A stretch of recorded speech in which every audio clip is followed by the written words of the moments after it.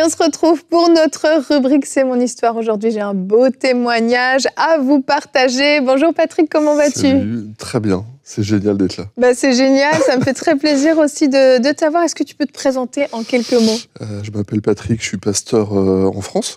Et puis je suis associé avec l'église Amelka en étant un pasteur associé. Je suis directeur de la mission intérieure des Assemblées de Dieu de France, où je fais l'implantation, la vitalité des églises.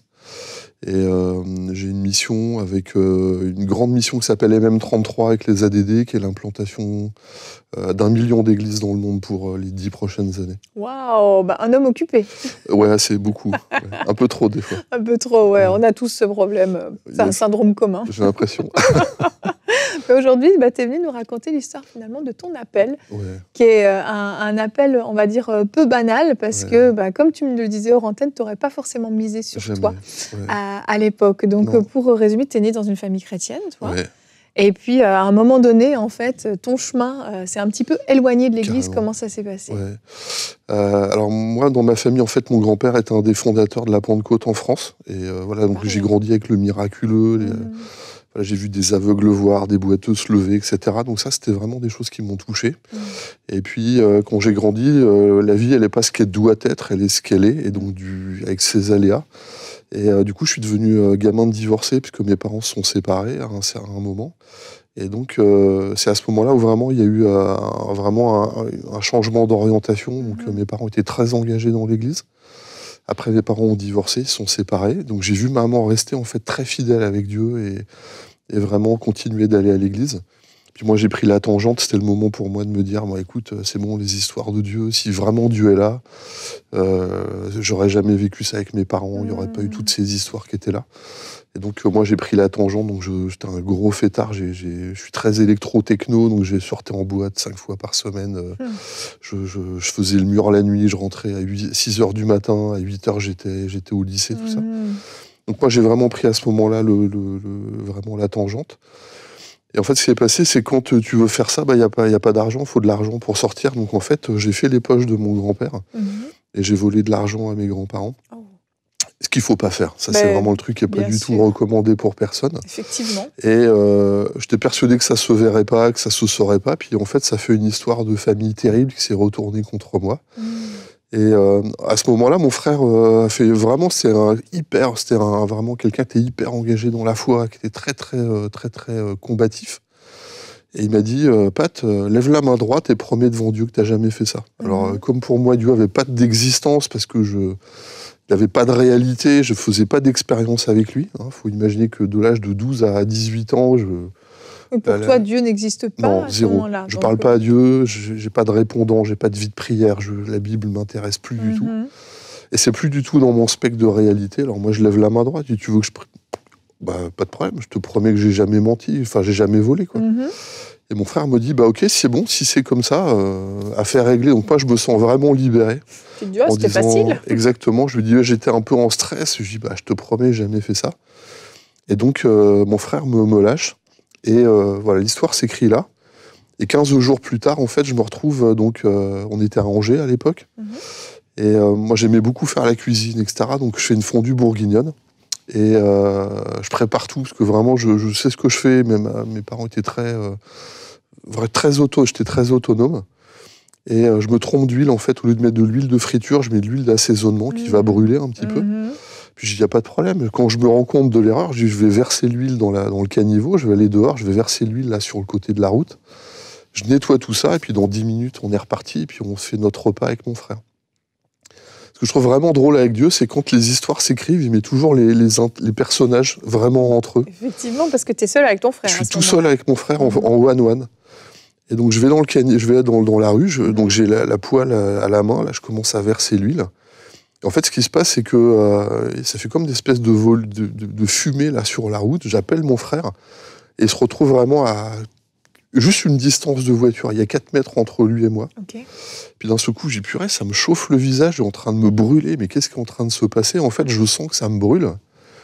Et en fait, je lance la casserole. Je dis, c'est pas possible, je suis en train de me brûler. Je lance la casserole. Et il y a 60 cm de flamme. Ma main se transforme en torche à cause de l'huile brûlante. Et j'ai 60 cm de flamme sur la main. Donc là, je suis vraiment en train de dire, je me brûle, je fais ça. On est en pleine nuit, il est 10h le soir. Il fait nuit. Et là, la flamme, je secoue ma main, je voyais la flamme, il y a le bruit de la torche, là. Et je vois ma main en feu. Et mon frère qui est là. Et en fait, mon frère m'a témoigné après que lorsque en fait, j'ai jeté la casserole, quand j'ai lancé la casserole, lui, il a explosé à côté de moi. Il y a eu 3 mètres, 2,50 m de flamme. Ça fait un nuage de feu autour de moi. J'avais le visage dans la flamme. La seule chose qui a brûlé, c'est ma main. C'est vraiment cette main qui est ici. Et en fait, j'avais un pull un peu comme ce soir. Et en fait, ma main, en secouant ma main, en fait, ma manche a étouffé la flamme. Wow. Et ma main est sortie, donc je regarde, je dis purée, je me suis brûlé, je regarde ma main, elle est blanche comme ma chemise. En 20 secondes, les ongles sont tombés. En même pas une minute, la peau est tombée de ma main, qui s'est mise à suinter. Il y avait vraiment tout qui coulait. C'est une grosse Et là, brûlure, ouais. Et là, je suis en plein dans la rue. Alors, ce qui est drôle, c'est que on est en pleine nuit. Il n'y a absolument personne dans la rue qui est là. Il y a une voix qui me dit « Tu ne prendras pas le nom de l'Éternel Dieu en vain ». Donc ça, c'est un verset qu'on a dans le livre de l'Exode, avec les 10 commandements. Donc c'est le verset vraiment mot à mot. Je l'entends, moi, qu'une voix physique, quelqu'un dans la rue me parle. Wow. Et à ce moment-là, la tête va plus vite que le reste. Donc en fait, moi, j'ai compris tout de suite de quoi il est question. Mon frère est en panique, il dit « Je t'emmène aux urgences ». Et moi, dans ma tête, j'ai compris. C'est-à-dire que j'ai volé, j'ai menti, j'ai trahi la confiance, j'ai convoité. Donc je fais un peu le calcul des 10 commandements qui étaient là. Et je me dis, écoute, t'as fait un bras de fer avec Dieu, t'as joué, t'as perdu. Donc pour toi, c'est justice. Donc, pour toi, c'est justice parce que t'avais levé cette main droite, hein, t'avais juré quand même devant Dieu. Devant Dieu. Et donc pour toi, c'est mérité, t'assumes. Complètement. Dans ma tête, à ce moment-là, je comprends que là, pour moi, Dieu passe d'un état de « il n'existe pas dans ma vie » à « il est réel, il sait ce qui se passe ». Et quand tu mens et que tu fais des trucs, il te rend, exactement ce que tu as fait. C'est sa justice d'une certaine façon à tes yeux. Absolument. Voilà. Pour moi, dans ma tête, c'est t'as joué, t'as fait le bras de fer, tu perds avec Dieu. Donc je me retrouve à Angers. Il y a le docteur Sincas qui est un spécialiste de la main. Et on a un spécialiste des grands brûlés qui est venu en hélicoptère de Nantes, qui est dépêché pour moi. Donc j'ai passé 15 jours à l'hôpital, 5 fois au bloc opératoire. Wow. Ma main était tellement brûlée, on appelle ça un dégantage complet, 3e degré profond étendu à toute la main, que je me suis réveillé à une des opérations. L'os du majeur était à vif, il n'y avait plus du tout ni peau, ni rien, il n'y avait même plus de muscles, en fait, de chair sur le majeur qui a été complètement brûlé. Et le verdict médical a donné perte de la main droite. Donc les mouvements, parce qu'il y avait tous les muscles étaient brûlés, 3e degré. Il n'y avait plus aucune peau, il n'y a aucune sensibilité. Donc perte de la sensibilité, perte de la motricité. En gros, tu as une main qui ne te sert plus à rien, c'est ça? Elle est morte. Et donc, quand moi je suis tout seul avec cette ambiance qui est là, je fais le bilan, je me dis, écoute, t'as joué, t'as perdu, Donc à ce moment-là, je suis pas très loquace sur d'où je viens, sur ce qui s'est passé, ni autour de moi, à personne. Mais je réfléchis beaucoup à l'intérieur et je regarde un peu ce qui m'arrive moi, de qu'est-ce qui s'est passé.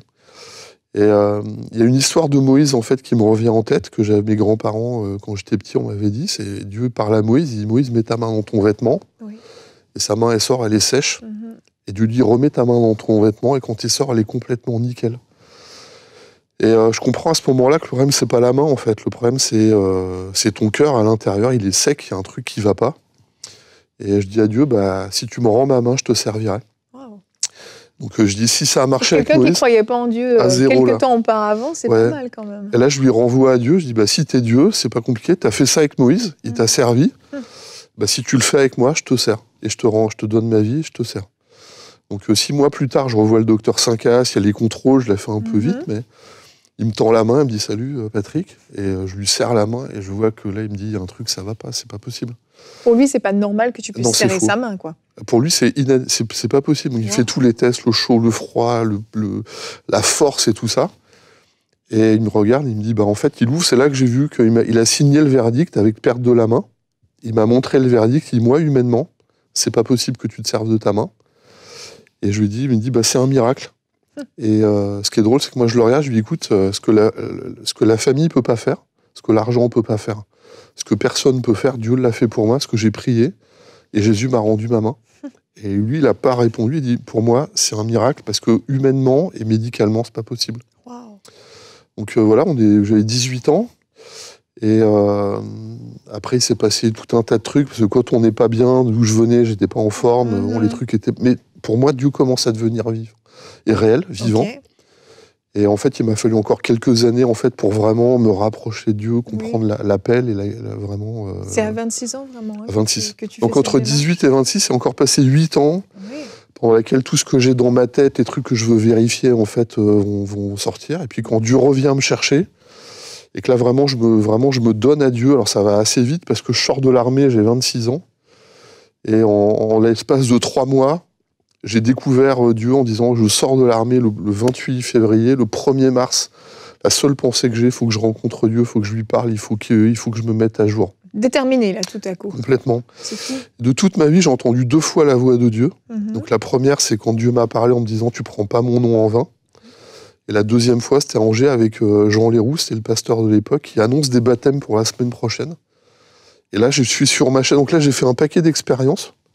De la prière, avec des témoignages, etc. Et sur ma chaise, là, dans l'église, j'entends cette parole qui me dit, la semaine prochaine, il y a les baptêmes. Et moi, je me dis, ce serait chouette. Et là, la deuxième fois de ma vie où j'ai entendu la voix de Dieu, quand j'étais sur ma chaise, Dieu m'a dit, si tu t'engages pas aujourd'hui, je reviens pas te chercher. Oh. Et là, je suis électrique, je me dis, là, c'est une question de vie ou de mort pour moi. Donc je vais voir Jean, je lui dis, écoute, il faut que je parle. Et lui, il a compris tout de suite de quoi il était question. Et je lui dis, il faut que je prenne mon baptême, sinon Dieu vient de me parler. La semaine prochaine, il faut que je me fasse baptiser, sinon je vais mourir. Quoi.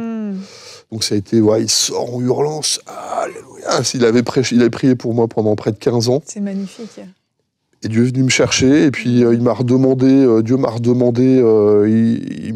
Après, j'ai compris dans la prière, on parle avec Dieu. Et là, j'ai compris que Dieu m'a rappelé ce que j'ai vécu, donc j'ai de l'introspection et tout ça. Et c'est là où j'ai vraiment compris, quand Dieu revient, il m'a dit, écoute, regarde ta main, et elle marche. Je dis, elle marche. Je te rappelle qu'il y a 8 ans, tu as prié en disant, tu m'as demandé si je te rends ma main, tu me sers. Ouais. Aujourd'hui, je te demande de me servir, et je veux que tu rentres à la maison, et maintenant, je veux que tu me serves. Et là, c'est un vrai oui qu'il y a dans ton franchement, cœur. Là, ça a basculé. Ma vie a basculé vraiment. Donc là, je sors de l'armée février 1996. Oui. Le 8 juin, vraiment, c'est le dimanche qui est là. Les dates, je ne suis pas très fort sur les dates, mais là, celle-là, tu t'en souviens. Je les connais par cœur, celle-là. Vraiment, je dis adieu, c'est bon, banco, c'est bon, j'ai compris la leçon. Je prends mon baptême le 26 octobre 1996. La baptise du Saint-Esprit, Pentecôte 98. Je pars à l'école biblique en 1999. Et en 2001, je sors de l'école biblique, je suis pasteur. Je me marie avec Nathalie. Donc vraiment, ma vie, elle a basculé de sans Dieu à la présence de Dieu. Il y a comme une accélération, en fait, on dirait, parce que entre tes 18 ans et tes 26 ans, finalement, c'est un peu une période encore de latence et de préparation, on va dire. Ouais. Mais après, dès le moment où tu te donnes, en fait, ça va très, très vite. Alors, ce qui est impressionnant avec Dieu, c'est même les années qu'on pense être perdues. Oui. En fait, Dieu les redonne, parce que je n'étais pas un grand lecteur de la Bible au démarrage. Je l'ai dévoré en 3 mois. J'ai vraiment mis d'équerre la première fois où j'ai relu ma Bible en entier, en à peine 3 mois. Puis après, je lisais 4 livres, 5 livres par semaine, la doctrine. T'avais faim, t'avais soif. Ah ouais. J'avais envie que d'une chose, c'est passer du temps dans la prière, rencontrer Dieu, parler de Dieu. J'ai emmené 200 personnes vraiment au salut les premières années, là, ma conversion. C'est énorme. Je me dis que ça doit être normal. Parce qu'en fait, pour toi, c'était naturel, finalement. C'était très spontané. C'est ça. C'était pas du tout difficile. Parce que je pense qu'en fait, tu vois, s'il y a vraiment un message qui me tient à cœur, en faisant la rétrospection, jamais j'aurais misé sur un jeune comme j'étais à l'époque. C'était trop perdant. Il y a trop de défauts, tu vois. Il y a trop de casses, il y a trop de fragilité. Oui.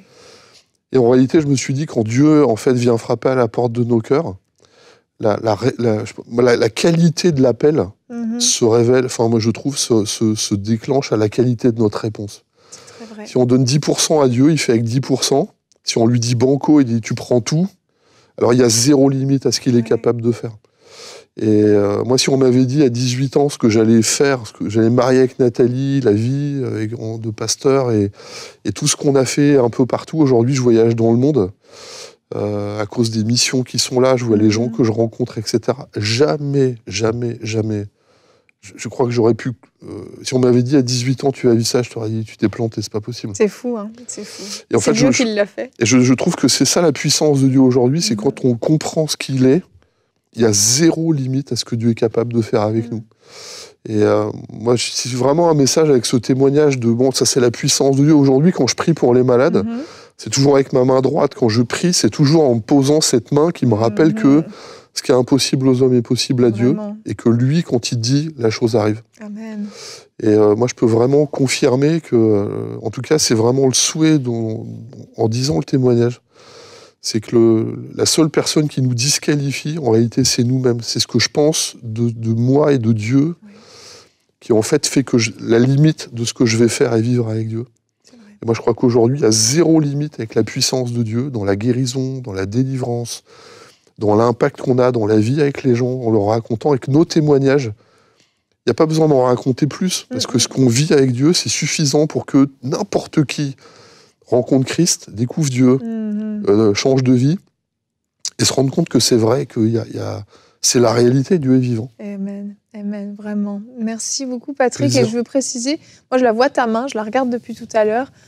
C'est incroyable. Jamais on pourrait supposer ça. C'est incroyable, incroyable, vraiment. Merci pour ce beau témoignage. Vraiment, Patrick, merci d'être venu dans le plateau de C'est mon histoire. Merci beaucoup. Merci.